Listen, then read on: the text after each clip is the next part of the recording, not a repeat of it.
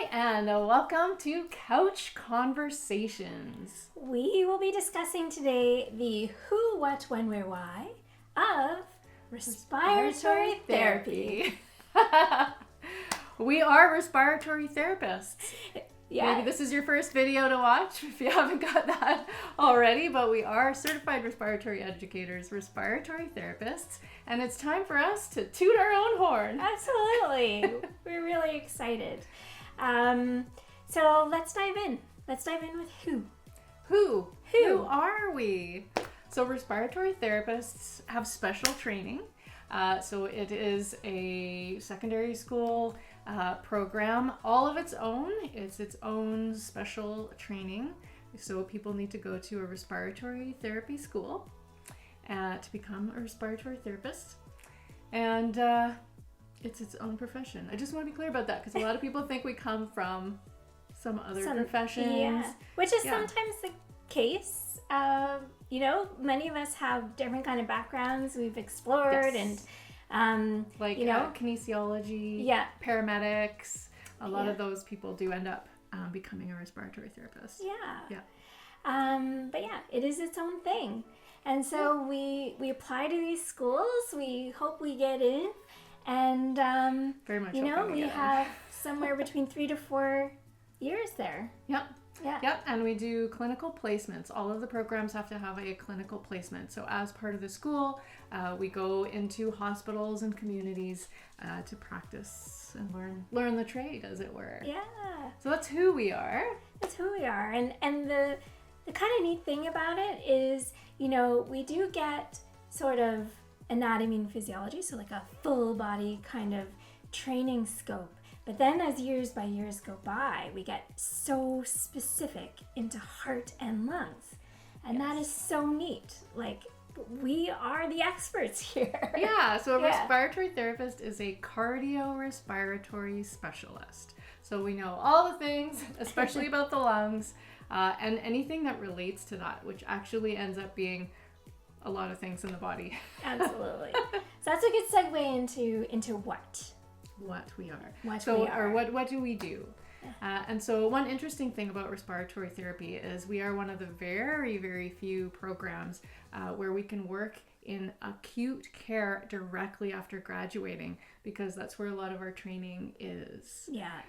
So one of the things that we do is operate the ventilators in intensive care units.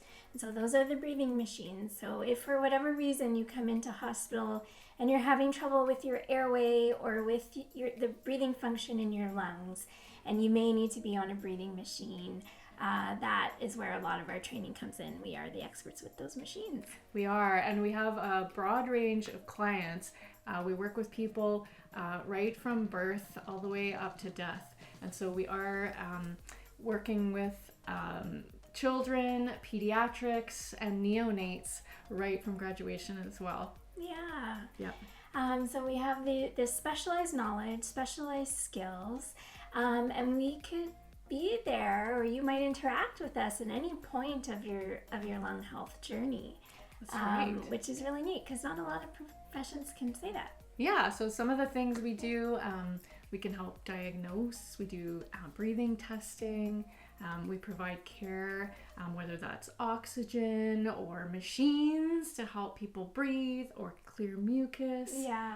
We manage airways, so breathing tubes, tracheostomies, which is a hole through the neck to breathe through. Yeah. I'll just make one clarification, but we are not doctors that diagnose, but we do the diagnostic testing. Yes. We Diagnostic do the testing.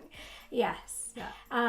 Which kind of brings to the point about how crucial we are as part of the healthcare team. Because when you're living with a lung condition, no matter what it is, you often have a team around you. And so a respiratory therapist really should be a part of that team. Yes, in all different situations, which brings us to the where. Where would you find an RT? Yeah, so we, like we mentioned, because we kind of do our training, we go out there in our clinical year that are often in hospitals and some community programs, but then because we're working with those breathing machines, the bulk of it we end up in hospital. We do. In hospitals. Yeah, you'll find most of the RTs out there in the world work in the hospital setting, in an acute care setting. But as healthcare is expanding and realizing the value in prevention and maintaining healthy lifestyles, there's a shift. There is a shift. And so RTs are starting to work more in the community settings and home care as well, to help people stay healthy and to manage their conditions on their own and to be as independent as they can be. And also to think a little bit more about prevention. So can we, especially in the scope of chronic lung conditions, for example, can we kind of prevent these things from happening or from getting worse and progressing? And so we have a big role there. We do, really working with people who have flare-ups, exacerbations, people who are trying to quit smoking. Yeah, absolutely. Yeah. So mostly in hospital, but a big shift happening that's taking us out in the community, maybe out to where you are, trying to work with you and be a part of your healthcare team. That's right. Yeah. And so let's talk about where people might find an RT. So we did already mention diagnostic facilities. So this is spirometry testing or lung function testing, breathing tests. Breathing tests. Yeah. Some other type of testing that you might not think about, but we could have issues with our breathing that stem from sleep and issues around sleep. So there's actually a little subspecialty called polysomnography. And so some respiratory therapists go on and do a little extra training and are out there in sleep labs. So if you've, for example, been diagnosed with obstructive sleep apnea or essential sleep apnea, maybe you've done testing with a respiratory therapist, or maybe you've had your equipment fitted to you by a respiratory therapist. Yeah, polysomnography. RTs also work in operating rooms. So they are certified clinical anesthesia assistants, which also requires extra schooling and extra certification. And so in the operating rooms, they'll be assisting the anesthesiologists. And the other thing you'll see, or another reason you'll see an RT in an operating room, is operating the cardiopulmonary bypass machines.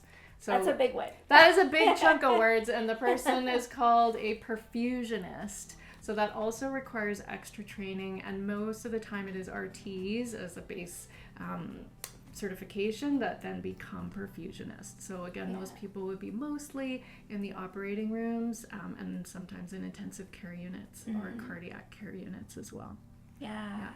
And then the one that we value for extra training and specialty is a Certified Respiratory Educator Credential, which is a CRE, which is mostly working with people in the community. Yeah. And this is, again, that prevention, maintenance, self-management, education piece. Absolutely. So there's a little extra training. Well, not little, it's quite a lot. Yeah. Quite a lot. And you have to maintain it. Of extra training. We write a national exam, and then we've got to keep updated and keep informed and keep teaching. So we do all that, and what we like to do here at Poplar is do that and then share it all with you. Yeah. enabling people, right? So we enable people to live their best long life. That's right. Yeah, that's right. And you can only do that when you have the knowledge at your fingertips and is working with someone with your specific situation to kind of help you along. Yeah. And then another question that people might be wondering is, why do people want to become an RT? And we get this question from other healthcare professionals that we work closely with, because we deal with sputum and mucus and people coughing. And we don't mind it. We don't, because I think it is the most rewarding thing if I am helping somebody clear their mucus and we get out like the biggest pile of disgusting stuff, and I'm like, yes, we got it all out. Yeah, so we all find our way to respiratory therapy, maybe for different reasons or a different journey. How did you find respiratory therapy? Okay, my story. Okay, so I came from a background of machines.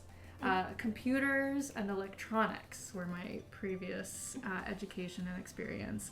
And then I traveled the world And I really thought about what do people need in their lives, what is most important. And I went to places where computers were not at that time. And we all didn't carry little portable computers on our phones at that time either. Go back a couple years. And so I decided that being healthy was something that people really valued. And I did a bunch of research, and I had conversations with friends who really helped me find my path to be a respiratory therapist. And one of the things that really interests me is working with the ventilators and working with the equipment and really bridging that with people, because my background in electronics and computers really came into play.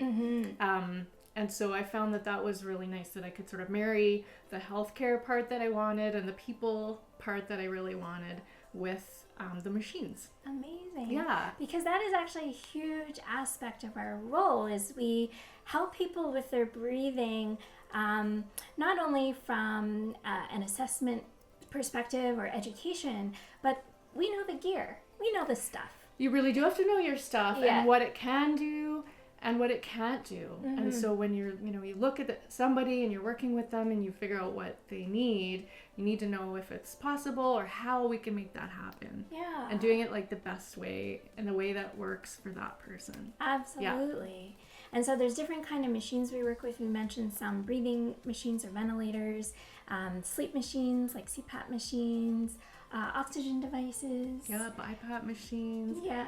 Machines that help get mucus out. Like there are some cough assist machines. Yeah. And or little even vibrating things. Yeah. Even handheld ones. Yeah. Even take home things. Something as simple as a peak flow meter to kind of, in asthma, see how open or closed your airways are. Yeah. There's a certain way you have to do that. Yeah. And so we can help you do that. Yeah. So I really liked that. It was the people factor, which was missing in my previous jobs, along with some stuff that I was already familiar with. So yeah. Amazing. Yeah. So my story, I loved biology. I loved labs, and so I kind of gravitated towards that in my undergrad. But then I got in the lab, and I was like, nope, I don't really love it. And I think it was the people thing too. Just helping people, and that direct connection. I thought I was missing a little bit. So I have to say I was a little bit lost, and I went to my university career center, and I was like, okay, what am I going to actually do? And there was this pamphlet for the respiratory therapy school I went to, and no word of a lie, it was in the corner on the floor, happened to pick it up. Wow. And it changed my life. Wow. So I kind of read through, I'd never heard of what a respiratory therapist was. Me neither.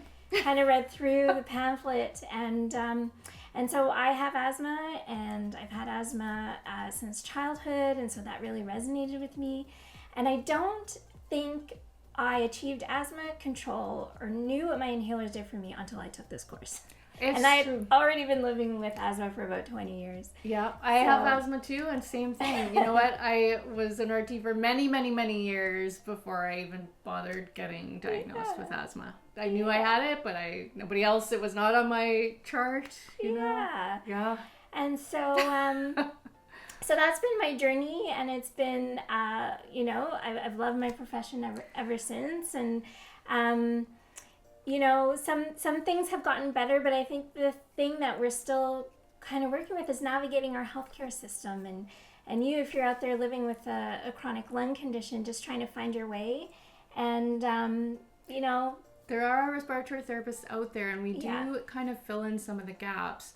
And, in your journey, you may have found that, with all the physicians and different specialists there as well, there's not always somebody who can guide you through the whole journey. So if you can find a respiratory therapist in your community, or you can reach out to us online, that we can sort of help to fill in those pieces and link the bits of care together in a way where you feel that you're getting the attention you need and getting any of the symptoms managed properly. Yeah.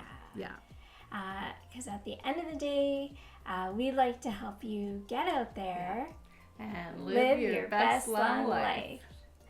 So thank you so much for joining us for this couch conversation. A little bit of a different one, but we hope you know a little bit more about respiratory therapists. And I would like to put a little shout out to anybody who's considering becoming a respiratory therapist. It is still a fairly new profession. Our national body has celebrated 61 years, 62 years now, so it's still a pretty young profession. And there's just so much possibility with the career. So it's, whatever you like to do, whether it's more working with people or more diagnostics, you can find a place for you. And do reach out to us if you have any questions about becoming an RT and what kind of jobs are out there, because we have certainly paved our own way. And it is possible. Yeah. Yeah. Absolutely. Yeah. All right. Thanks for watching. We'll see you next time.